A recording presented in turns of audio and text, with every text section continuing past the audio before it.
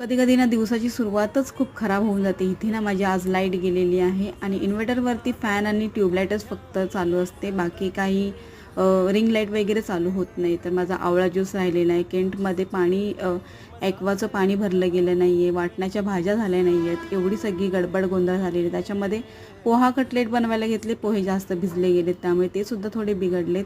आणि आज मी फ्लावर, बटाटा आणि वाटाण्याची भाजी केलेली आहे विदाऊट वाटणाची.